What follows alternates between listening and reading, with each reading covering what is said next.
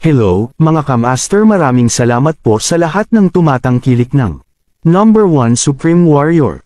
Paki-follow and subscribe mga master para sa mga susunod pang mga kabanata. Number 1 Supreme Warrior. Kabanata 911. Gayunpaman, ang mag-asawa sa harap niya ay hindi man lang nag-abala upang tumingin sa unit ng showcase. Sumulyap lang sila sa sandbox at nagtanong tungkol sa ang presyo. Hindi na kailangan. Nagmamadali kaming lumipat. Si Fane ay sumabog ng isang ngiti. At tumugon ng walang emosyon.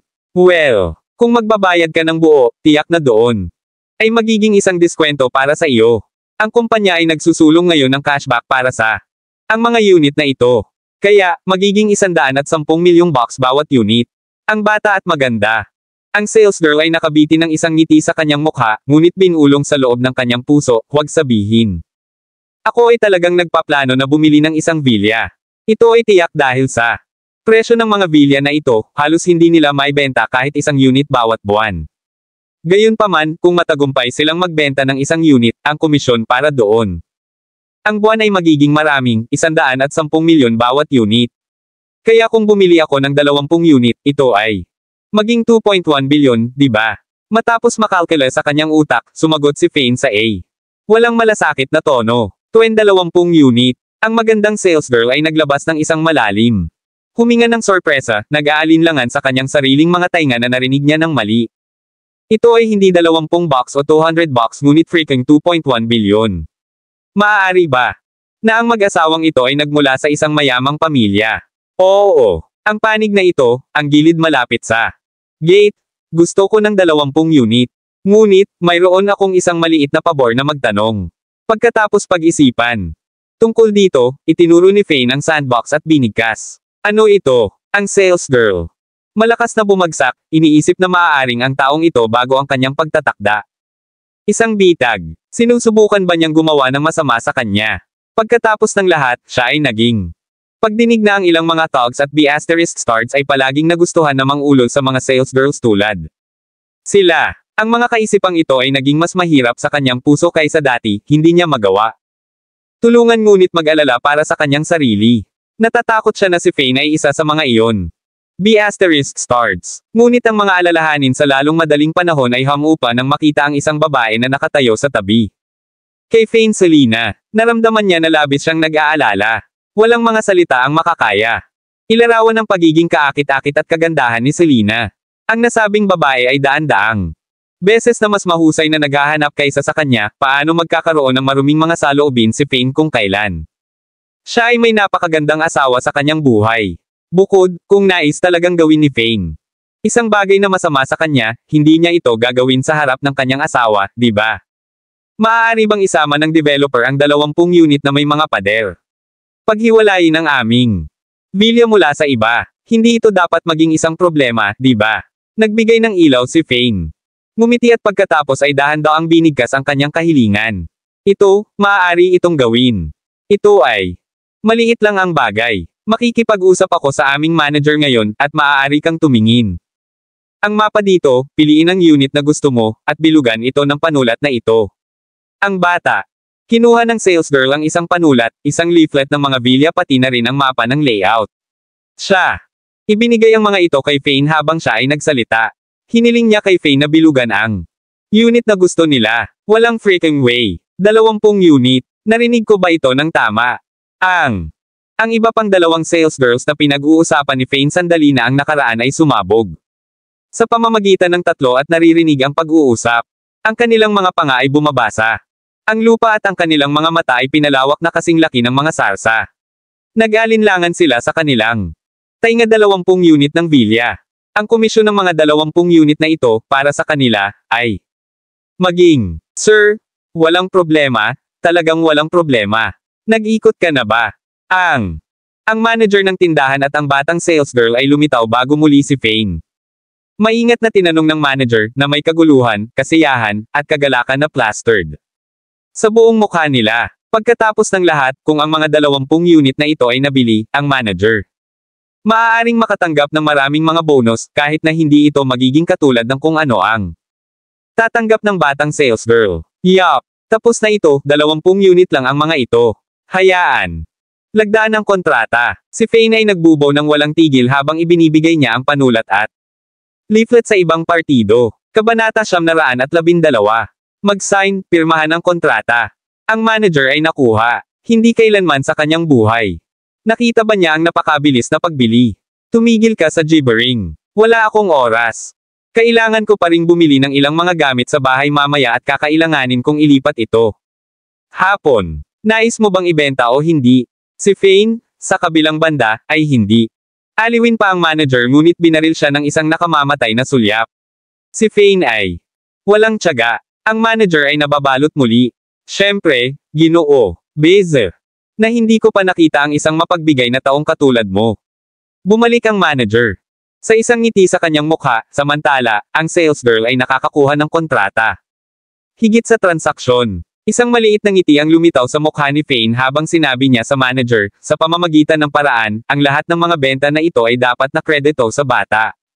Sales girl. Ito ay dahil siya ang isa na nagsilbi sa amin ng maayos. Hindi ka ba maglakas loob upang magnakaw ng kanyang kredito? Ang batang sales girl ay naantig nang marinig niya si Fane. Mga salitang halos umiyak siya. Ang mag-asawang ito ay napakabait na sila. Naisip ang mga empleyado ng mababang posisyon.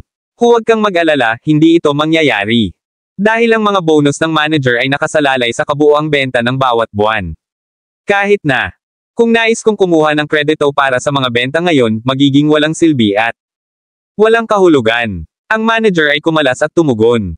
Di nagtagal, na kumpleto ang Fane. Lahat ng mga formalidad. Pagkatapos ay tumayo siya, handa nang pumunta upang mag-swipe ng kanyang kredito.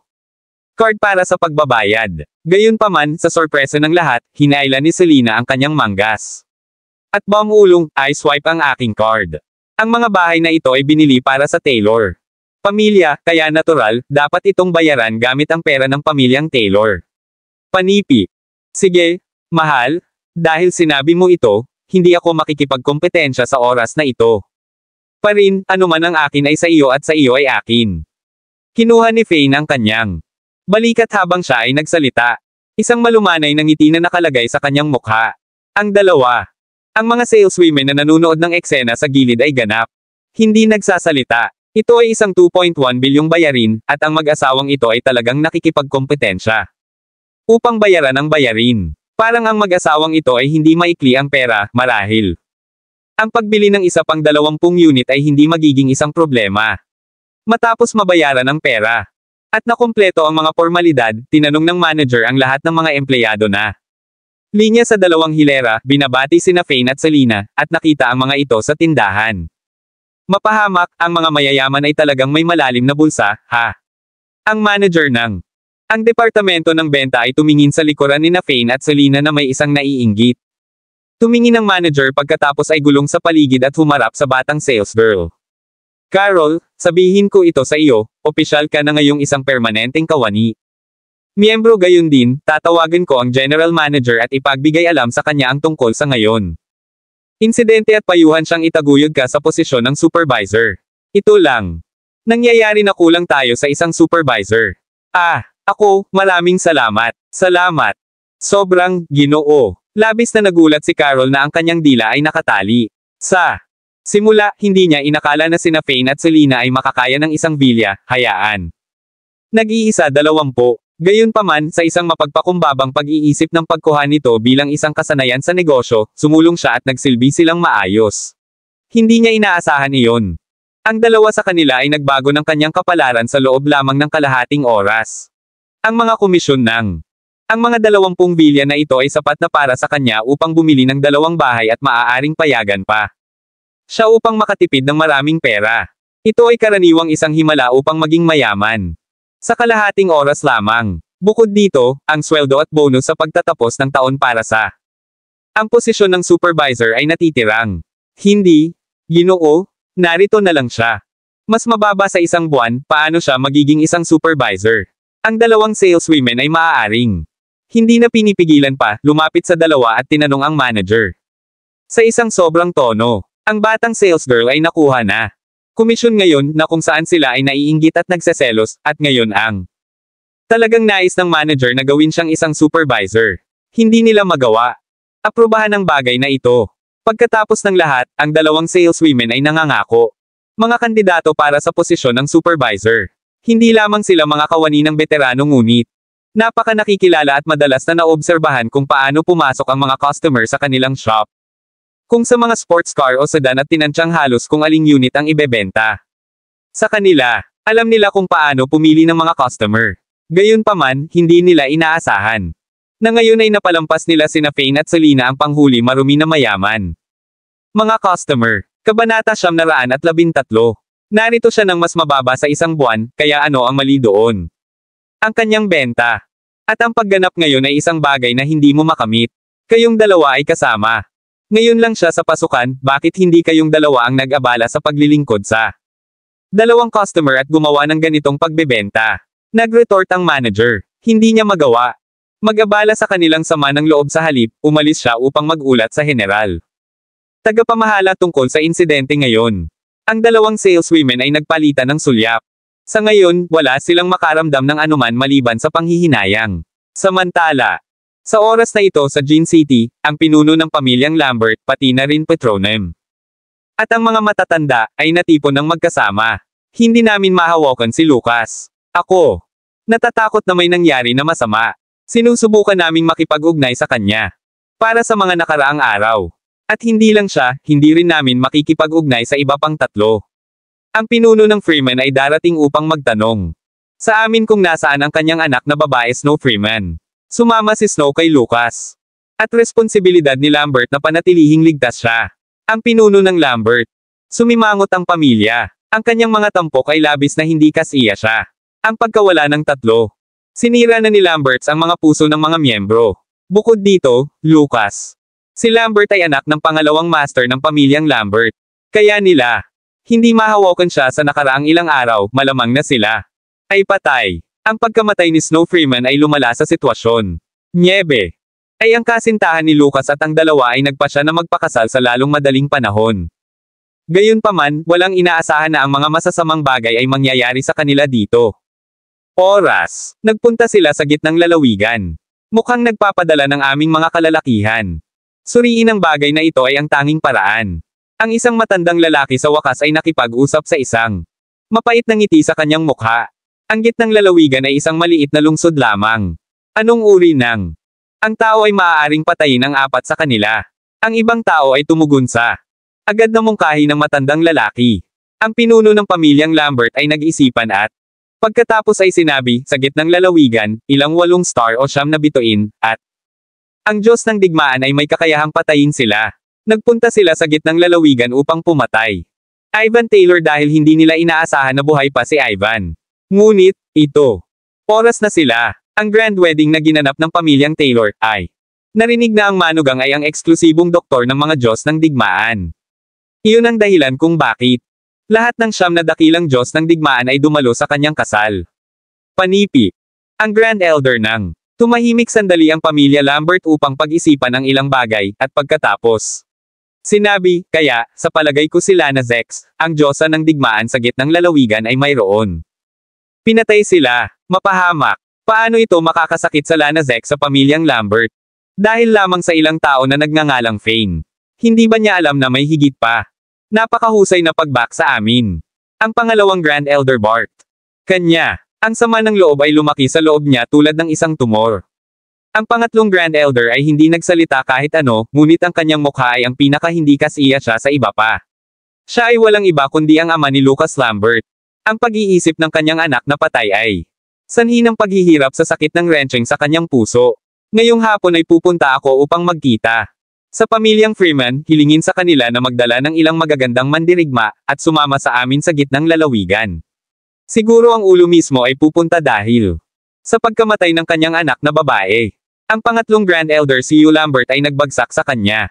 Fist na mahigpit habang nagsasalita siya. Sige, kung matagumpay nating makilala ang pumatay, ikaw. Ang mga lalaki ay dapat maghayganti sa apat sa kanila. Ang pinuno ng pamilyang Lambert ay nagbobbed ang kanyang ulo upang magbigay ng pahintulot. Dagdag pa niya, tao, kailan mo planuhin umalis? Pupunta ako sa tirahan ng pamilyang Freeman sa isang iglap at plano. Kasama nila, aalis tayo ng maaga bukas ng umaga.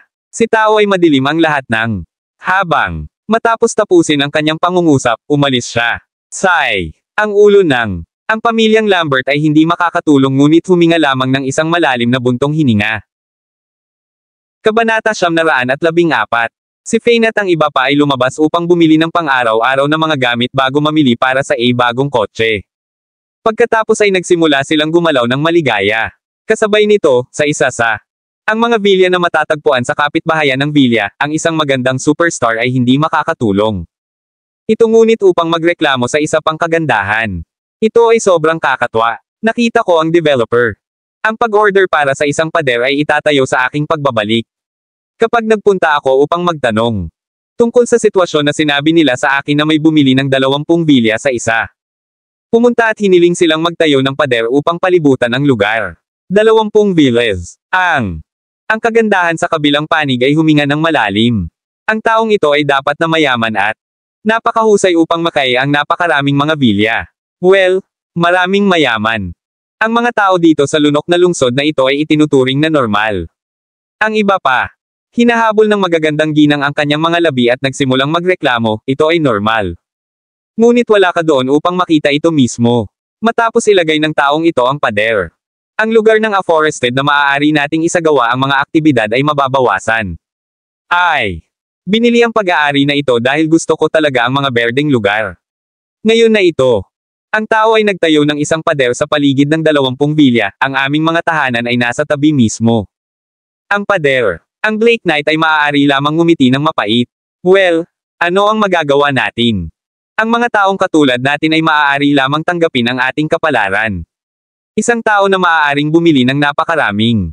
Ang mga villa sa isang go ay hindi isang tao, tulad ng mga kilalang tao, ay maaaring masaktan. Shanna Scott. Sinabi rin, oo, tila kami ay itinuturing bilang mga kilalang tao na hinahabol ng maraming tao. Pagkatapos namin para sa aming mga lagda saan man tayo pupunta. Gayunpaman, talagang hindi namin kayang saktan ang mga tao na talagang mayaman at makapangyarihan. Huwag mo ring isipin. Nakasakit sa kanila, sapat na maganda kung maaari tayong kumanta at kumita ng pera sa kapayapaan. Panipi. Si Blake ay muling nakangiti ng walang magawa. Sa pamamagitan ng paraan, si Blake ay hindi isang direktor.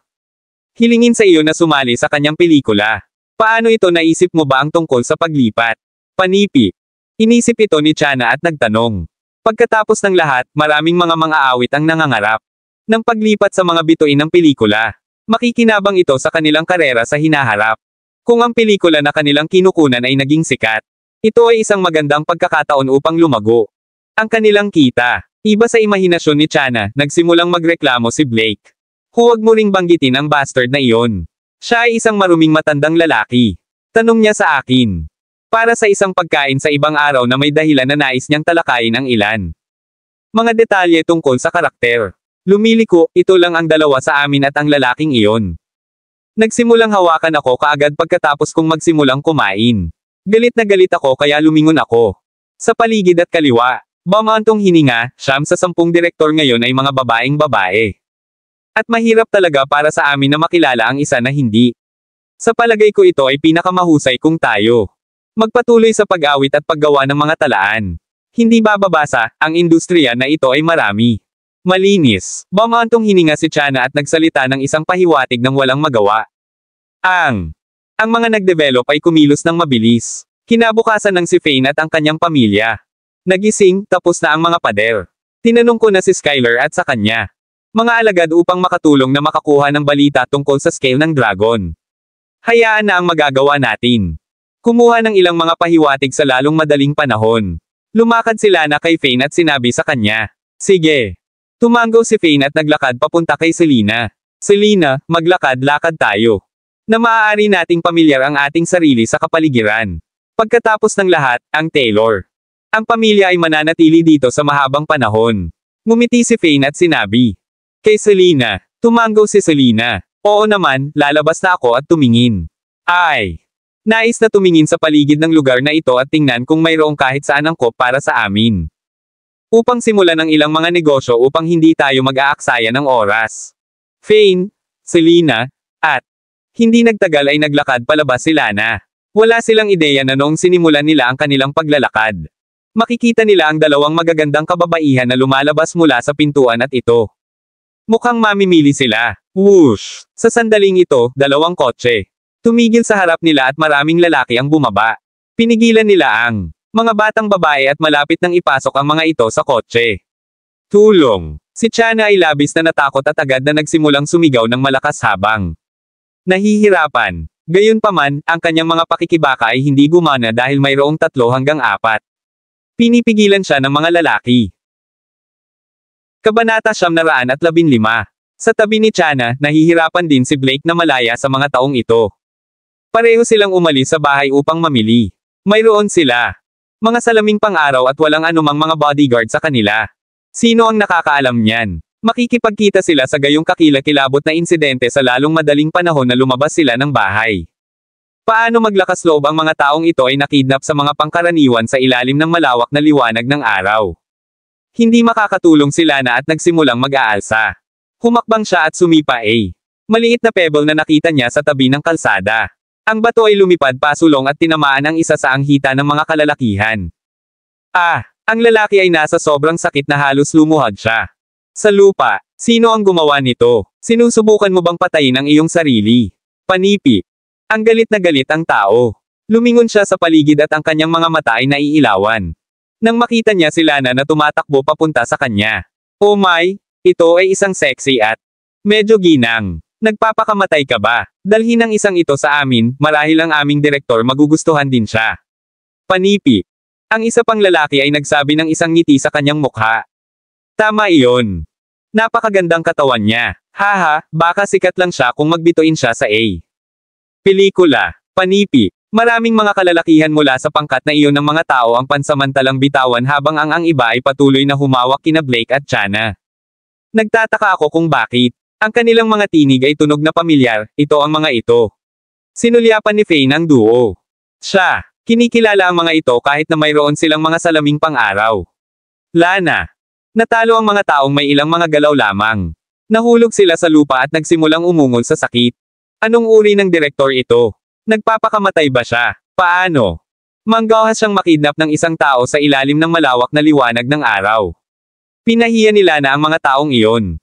Ginamit nila ang lahat ng kanilang lakas upang umakyat bago umalis sa kanilang sasakyan. Ikaw. Tinakpin ni Blake at Chana ang kanilang mga bibig sa sorpresa nang makita nila si Fane. Sa gitna ng mga taong naglalakad papunta sa kanila. Oh my, kayo ay dumating sa lunok ng lungsod. Panipi. Si Chana ay hindi naniniwala. Tumingin siya kay Fane mula sa ulo patungo. Mga daliri ng paa. Maraming salamat. Magagawa na sana kami kung hindi ito para sa iyo. Karaniwan hindi kami makakatagpo sa mga insidente na tulad nito. Sino ang nakakaalam na kami ay magiging hindi mapakali tulad ng malapit na kaming umalis sa bahay? Ubo. Sa amin, lumipat kami dito upang magsimula ng isang bagong buhay dito. Si Fane ay nahihiya at agad na paalalahanan sila. Oo, mangyaring huwag sabihin ng iba na tayo ay mula sa gitnang lalawigan. Ang kasal ay nangyari ng ilang oras nakaraan at hindi maraming tao ang naaalala sa akin at Selena. Huwag kang mag-alala, kami. Wala bang sasabihin? Ngumiti si Blake habang nagsalita. Paano sila makakapaligid? Ang pagkalat ng balita tungkol kay Fane nang mailigtas niya silang dalawa. Hindi nila ginawa. Kahit na alam kung paano bayaran ang kanyang kabaitan. Bukod doon, dapat mayroong ang mga nakatagong dahilan para sa kanila ay narito na sadyang binanggit ito ni Fane. Ang kotse ay tila nagmula sa direksyon na iyon na parang alam nila na ikaw. Umalis ang mga lalaki sa bahay. Panipi. Naisip ito ni Fane at tiningnan ang pareho mga kababaihan. Di nagtagal, humakbang siya at inunat ang isa sa kanyang mga kamay papunta. Ang dibdib ni Blake. Kabanata 916. Ang nakagulat na mukha ni Blake ay naging mapula-pula na pula nang makita niya si Fane na umabot. Inilabas ang kanyang kamay patungo sa kanyang dibdib. Gaano siya kabold sa kanya sikat siya. Superstar. Kung hindi niya kilala si Fane ay isang disenteng tao at si Selena ay hindi. Sa kanila sa sandaling iyon, maaaring naisip ni Blake na si Fane ay isang baluktot. Sinubukan nitong samantalahin siya. Sumakay ang puso ni Blake, walang kontrol. Kahit na hindi siya umatras sa paniniwala na hindi sinusubukan na gawin ni Fane bentahe sa kanya. Sumimangot si Selena, mausisa kung ano ang gagawin ni Fane. Fane napangiti lang habang pinalaya niya ang isang pinjutan kay Blake. Yelp Blake. Blush pag-iwas sa mukha niya habang tinatapik ang mga braso niya sa dibdib. Nalantad ang kwelyo niya. Matapos ang Fane ay hindi matatag ang isang pindutan. Isang aparato sa pagtap at tagahanap. Fane ngumiti ng malamig at, na may maliit na puwersa lamang, dinurog ang pindutan sa pagitan ng kanyang mga daliri. Lahat ay nakakita ng isang maliit na chip na nakatago sa mga nasirang pindutan. Mga labi, paano ito posible? Napakaliit nito at malasing si Blake paggamit ng hininga, nanginginig sa pag-iisip. Fane chuckled. Sa palagay ko sila kinuha ang pagkakataon na gumawa ng isang bagay dahil alam nila na aalis ka sa bahay nang walang mga bodyguard kasama mo, lahat ng maliit na aparato na ito, sabi. Fane, saan mo binili ang mga damit na ito, Blake? Paano ito? Siya na. Pantay na takot, wala sa kanila ang makikilala na si Blake ay may isang tiktik. Ang aparato sa kanya kung si Fane ay hindi lumapit sa kanila. Nagdilim ang mukha ni Blake. Iyon. Pinahamak na direktor ito sa akin kahapon, ilang oras na ang nakalilipas. Mukha itong maganda. Kaya't suot ko ito ng ilang araw. Mas lumaki si Blake sa kanya. Naisip ito at kinutya, pinakamainam kung babalik tayo at magbago, at ako. Itinapon ito. Tila pinakamahusay na hindi kumuha ng anumang damit na ibigay sa akin ng mga tao. Panipi. Lumingon siya upang tumingin kay Fane, ang kanyang titig na mabait habang ngumiti siya. Maraming salamat. Karamihan sa ngayon, kapatid na si Fane. Inaasahan kong pretuhin ka sa hapunan tuwing kami. May oras. Gusto kong pasalamatan kayong lahat. Haha, malakas na mapagbigay.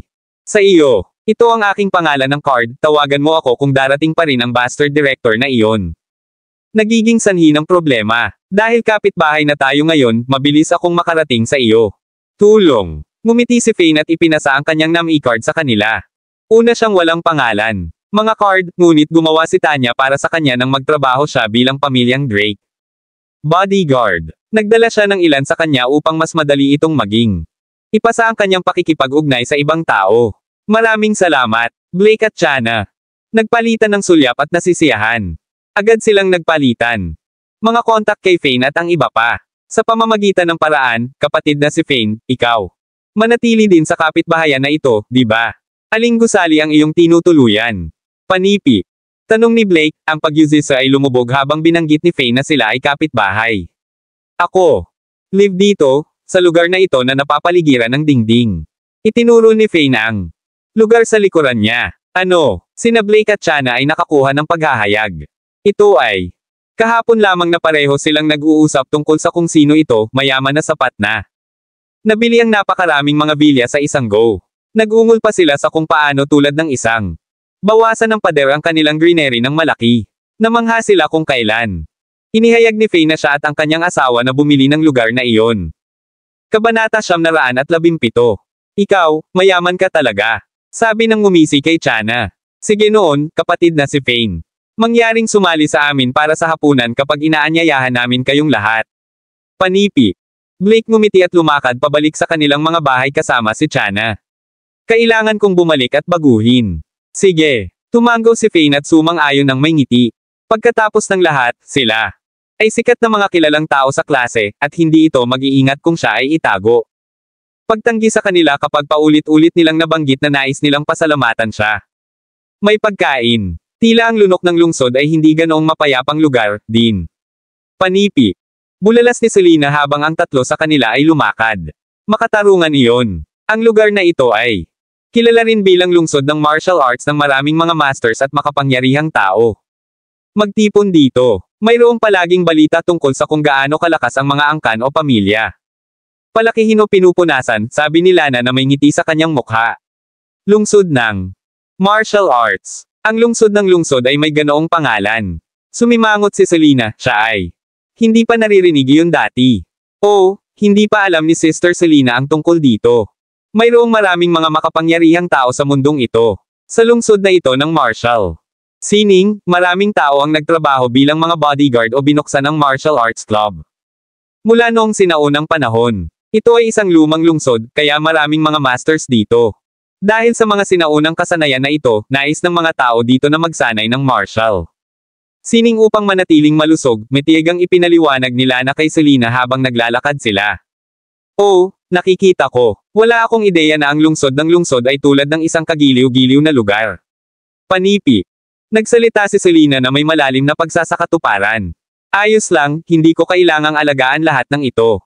Kailangan ko lang malaman na pareho ang asawa ko at ikaw, si Lana ay makapangyarihang tao. Sapat na iyon para sa akin.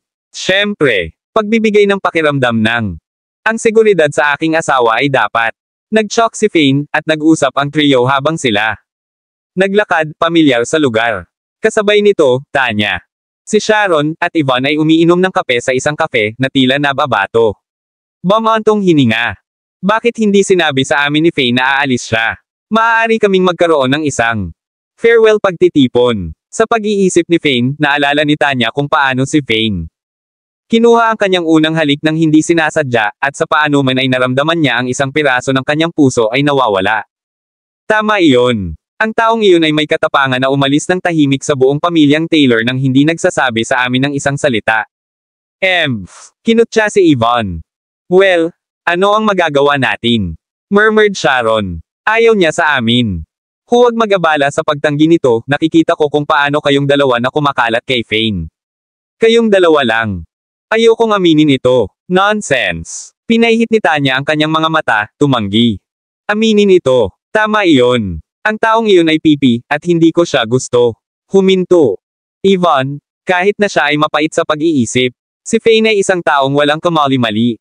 Hindi ba niya maiisip na magkaroon ng dalawang asawa? Ay nabanggit ito o kumilos. Mas aktibo, hindi naisip ni Yvonne na maging pangalawa o pangatlong asawa. Samantala, ang Woods family butler at ang bata, si Beth Woods ay mayroon bumalik sa Woods family mansion. Nash Woods laid on the bed na may maputlang mukha, ang kanyang paghinga ay mababaw habang siya ay nag-ubo. Paano ito napunta? Naging mga lalaki ba kayo? Pamahalaan upang makilala sina Fane at Joanne. Mahina siyang nagtanong. Kabanata 918. Ang butler, si Tito Woods ay tumitig sa kanyang Panginoon, si Nash Woods, na nakalagay sa kama. Tumanggo si Tito. Nagawa naming makita sila, ngunit tumanggi sila. Bumalik ka sa amin. Bukod dito, hindi nila kami binigyan ng malinaw na sagot sa kung pupunta sila rito o pagdating nila. Panipi. Ang pagkabigo ay napunta sa Nashes. Mga mata nang ibalik ni Tito ang piraso ng impormasyon. Ito ang lahat ng aking kasalanan. Ako, nagkamali sa kanila. Hindi ko lang namalayan na si Fane ay magagalit sa akin kaya siya tumanggi na bumalik at makita ako sa isang huling oras, alam na pupunta ako mamatay. Bumantong hininga, ito ang dapat kong pagbabayad, hindi ba? Gayunpaman, naiiba sa ang naisip niya, nagsalita ulit si Tito, Master, naniniwala ako na ang bata babalik si Master dahil bago kami umalis, sinabi sa amin ni Joanne na mayroon si Fane. Isang bagay na mahalaga na gawin at nangangailangan ng oras upang mag-isip tungkol dito. Naniniwala ako na babalik si Fane upang makita ka, ngunit maaaring tumagal ng ilang oras, hindi mas maaga kaysa sa ngayon. Totoo ba iyon? Ang mga sulok ng mga mata ni Nash ay lumaki ng basa-basa nang marinig niya. Iyon ay magandang pakinggan. Hindi ko nakita si Fane sa loob ng maraming taon. At gusto ko talagang makita kung ano ang hitsura niya ngayon. Master, ang bata. Master ay kasing gwapo mo. Agad nang umiti si Tito. Bukod doon, ang batang Master ay hindi kapani-pani walang talento. 4 na kabataan mula sa pamilyang Lambert ang nagbisita sa mga Taylors dahil mayroon silang ilan hindi pagkakaunawaan sa kanila dati. Ang mga taong iyon ay nagpukaw ng problema sa sila, at nakita namin kung paano pinatay ng batang Master Fane ang lahat sa kanila. Pagmamayari, ang kanyang pag-atake ng aura ng Tayback ay nakakaaliw na makapangyarihan. Talaga, wala ako ideya na ang Fane ay maaaring makamit ng labis sa normal na mundo at sa ilalim nito. Isang kapaligiran. Kung lumaki siya sa pamilyang Woods at sinanay namin siya mula sa isang batang edad, makakamit niya ang mas mataas na taas ngayon. Si Nash ay masaya na nasa sabik nang marinig niya ang balitang ito. Iyon ang kanyang anak, Nash Woods. Si Son ay talagang may talento at matagumpay. Tumahimik si Tito bago magpatuloy. Magsalita, sa pamamagitan ng paraan, Master, may ilang mga hindi pagkakaunawaan sa pagitan namin. At ang batang Master, sa palagay ko ang panganay na madam ay nagdulot ng mga naturang issue. Panipi. Sumimangot si Nash at agad na nagtanong. Mga hindi pagkakaunawaan. Ano? Hindi pagkakaunawaan. Hindi mo ba hiniling ang ika-9 na patronym na ipadala ang bata? Master at Joanne 1,000,000 bawat taon. Hiniling mo pa sa kanya na magpadala. Mga mapagkukunan na makakatulong sa kanilang pisikal na fitness, di ba? Gayunpaman, sinabi sa amin ni Joanne. na hindi pa sila nakatanggap ng alinman sa mga bagay na ito o alinman sa pera, at nagpunta si Fane sa larangan ng digmaan dahil kulang sila ng pera. Bagaman siya pinamamahalaang upang mabuhay ang mga hamon sa buong 5 taon, bata. Ang Master Fane ay dapat na nakaranas ng maraming mga sitwasyon sa buhay at kamatayan sa battlefield. Ang mga mata ni Tito ay naging pula habang siya ay nagsalita. Bumantong hininga. Hindi ko maisip kung paano. Ang mahirap na buhay ay para sa kanila nitong mga nakaraang taon. Mapahamak ito. Paano maglakas loob? Kinuha ni Brenton ang mga bagay na ito para sa kanyang sarili. Nagpanggap pa siyang umalis sa bahay. Ilang araw bawat taon, at sinabi sa akin na natagpuan niya si Fane. Nagsinungaling siya sa akin. Sinasabi na sina Fane at Joanne ay nabuhay ng komportableng buhay. Alam ni Nash kung bakit si Fane tumanggi na bumalik at bisitahin kahit sinabi sa kanya ni Tito na ang kanyang mga araw ay may bilang. Ito ay naging ang ika-9 na patronem, si Brenton Woods ay mayroon. Palaging nagsisinungaling at nagtatago ng mga bagay sa kanya. Kabanata 919. Marami pa. 5 taon na ang nakalilipas, malubhang may sakit si Joanne at nangangailangan ng 1 milyon. Para sa isang operasyon. Pagkatapos ay nagpatuloy si Tito upang sabihin kay Nash ang lahat ng nangyari kina Fane at Joanne 5 taon na ang nakalilipas. Ang mga kamao ni Nash ay nakabaluktot ng mahigpit tulad niya. Galit ang kanyang ngipin sa galit. Sinuportahan niya ang kanyang katawan at umupo kasama ang natitirang lakas na nasa kanya ay naiwan. Gaano siya manggahas na makakuha ng isang tao na kumilos. Ang butler at kahit na ipahiya si Fane. Hindi ko alam na lumuhad siya sa isang buo gabi. Lily, masyadong malupit ka. Gamit nito, inutusan ni Nash, Beth, dalhin ang mga matatanda dito. Kailangan kong patayin si Lily at ang Yvette Lagorio. Paano siya maglakas loob? Magpanggap na ang butler. Panipi. Alam kaagad ni Nash ang fat woman, Tito. Nagsalita tungkol sa personal na katulong ni Lily na si Yvette Lagorio. Siya ay katulong ni Lily. Nang magpakasal si Lily sa pamilyang Woods at palaging nasa ilalim ni Lily. Humantong, tapat sa isang kasalanan. Master, hindi natin magagawa iyon. Nagulat si Tito kung kailan. Narinig niya ito at agad na idinagdag, Master, ito ay tunay na si Madam ay lumabas. Linya, ngunit ang pamilyang Woods ay walang aktwal na pinuno ngayon. Bagaman buhay ka, malubhang may sakit ka. Kung mayroon kaming isang panloob na digmaan sa ito. Sandali, ang iba pang mga pamilya ay nasa ibabaw ng buwan at salakayin tayo kapag tayo sinakop sa bawat isa. Ano ang dapat nating gawin kung wala tayong aktwal? Pinuno noon. Panipi. Alam ni Nash mismo na siya ay kumikilos ng hindi maganda. Galit. Bagaman ang pamilyang Woods ay mabilis na umunlad at marami masters, ang pamilyang Lagorio ay mayroon pa ring maraming masters na nagtatrabaho sa kakahuyan. Pamilya. Maaaring manalo ang pamilyang Woods kung nakipaglaban sila ng buong puso, ngunit makaranas sila ng matinding pagkalugi. Higit sa lahat ng mga bagay, namamatay si Nash. At hindi hahawak ng mas matagal. Mayroong isang malaking posibilidad na ang anak na kasama niya kay Lily ay namatay. Nabigo silang hanapin ang kanyang katawan pagkatapos ang paghahanap para sa napakatagal, at malamang na ang mga hayop ay kinain ang kanyang katawan. Bukod dito, hindi niya alam kung babalik ba si Fane, handang magmana ng mga katangian ng pamilya ng Woods. Sa ilalim ng gayong mga kalagayan, ang pagkakaroon ng isang panloob ang labanan ay hindi magandang ideya. Tama ka, kumikilos ako ng walang pasubali. Nash. Napangiti ng mapait. Kailangan ko pa ring tiisin ito. Sa ngayon, magkaroon ng natapos na mga kabataan sa pamilyang Woods upang mapabuti ang kanilang sarili. Ginagawa ko talaga. Inaasahan na ang aming pamilya ng Woods ay maaaring magkaroon ng isang mapayapang relasyon sa pamilya Lagorio. Gayunpaman, kung bumalik si Fane, si Lily ay hindi nasisiyahan, ano sa hindi mababawas na pag-uugali o kanya. Panipi. Haha, hindi mo kailangang mag-alala tungkol doon, Master. Kahit na si Lily ay isang masamang tao, hindi niya ito ipapakita. Ang kapitan sa bukas. Pagkatapos ng lahat, ang mga matatanda ay nagmamasid at ikaw pa rin buhay. Gayunpaman, maaaring gumawa siya ng isang bagay sa ilalim ng talahanayan upang salakayin si Fane kapag siya dumating, habang ang isang banayad na fasad ay pinapanatili. Ngumiti si Tito, naintindihan niya. Ang baliw na rin. Iyon ay sigurado. Tumanggo si Nash. Si Lily ang aking asawa, at siya. Pinili ako maraming taon na ang nakalilipas. Lumalakas ang aming pamilya at naging tunay. Reclusive pamilya sa ilalim ng suporta ng pamilyang Lagorio. Patawarin mo siya, at ay ekstrang ang kanyang buhay hanggat ang kanyang mga aksyon ay hindi masyadong overboard. Panipi. Nash noon iginiit, gayunpaman, ang ika-9 na patronem, Brenton Woods at ang babaeng iyon. Yvette Lagorio kailangang mamatay. Hindi ko sila patatawarin sa ginawa nila sa aking anak at Joanne. Panipi. Tama iyon. Ang Brenton ay isa sa mga miyembro ng pamilya ng Woods. At walang nakakaalam na si Lily ay nanunuhol sa kanya. Hindi natin mapigilan ang taong ito. Panipi. Malalim na naisip si Beth habang bago niya sinira ang kanyang katahimikan, guro. Bagaman si Yvette ay personal na katulong ni Lily, magkasama sila para sa gayon. Maraming taon at tulad ng mga kapatid na babae. Hindi ito papayag ni Madam kung papatayin mo siya. At maaari ring gawin itong galit na galit. Panipi. Kabanata 920. Wala akong pakialam kung gaano kabuti ang kanilang relasyon. Siya ay isang maid na mayroon pa.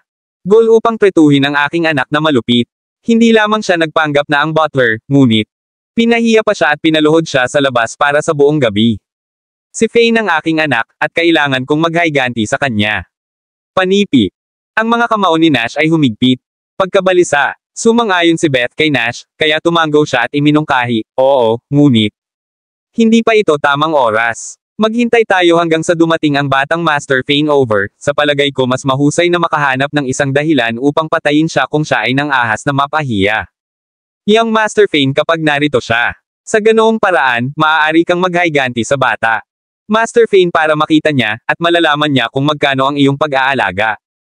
Siya. Ang mga mata ni Nash ay naiilawan nang marinig niya ang sinabi ni Beth. Napakaganda. Oh, kung paano ko nais na dumating na si Fane, magiging maganda kung kaya niya. Manatili dito ng ilang araw kahit na ayaw niya ang pamilyang Woods. Pamana. Sa sandaling iyon, si Nash wizard habang siya ay sumabog sa mga ubo. Noong tanghali, ang trio Fane, Selena, at Lana ay natapos na ang paglalakad at nagkaroon ng kape. Napansin ni Fane ang isang restoran na hindi malayo sa mabuti. Pinalamutian. Hayaan ang tanghalian. Iminungkahing Fane. Ang hitsura ng restoran na iyon. Maganda. Tumingin tayo. Samantala, tingnan mo ang taong iyon. Mayroon siyang dalawa. Magagandang mga kababaihan kasama niya, at naiinggit lang ako sa kanya sa puntong ito. Mga tao nagsimulang magbulong sa isa't isa habang sila ay naiinggit na tumingin sa trio. Lalo na si Fane. Tama iyon. Ito ay sapat na upang makakuha ng isa lamang. Ang mga babaeng ito, at ang taong ito ay may dalawa. Tingnan kung paano sila nakikipag-ugnay, sila. Dapat ang una at pangalawang asawa ng taong ito. Panipi. Ang ilang mga tao ay gumawa ng mga matapang na hula.